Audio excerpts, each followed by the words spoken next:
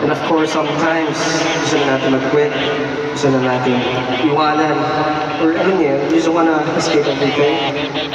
But remember, you guys are not the only one na nakakaramdam lang ganito.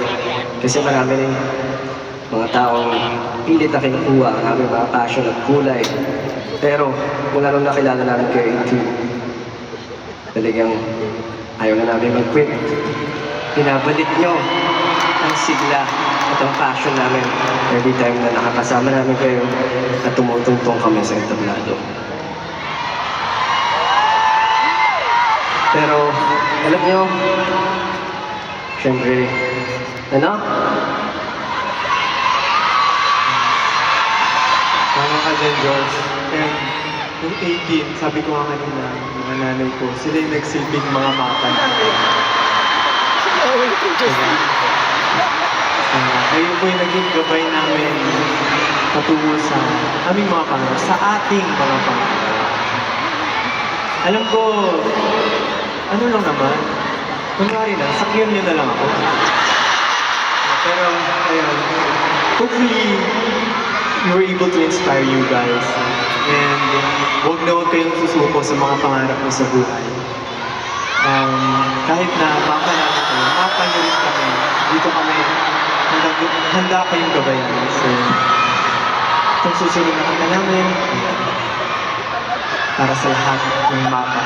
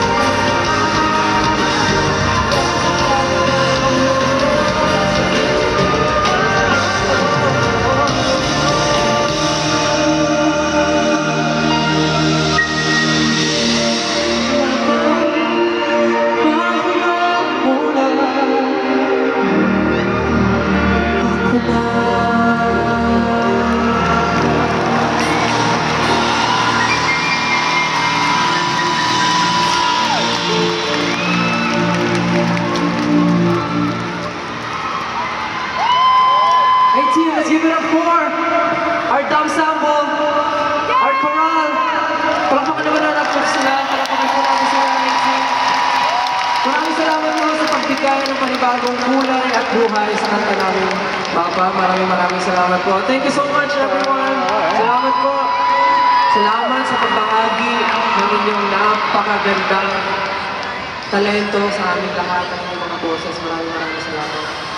Pero ngayon naman po, sila naman po ang bibigyan natin ng oras para ipakita ang kanilang talento. 18!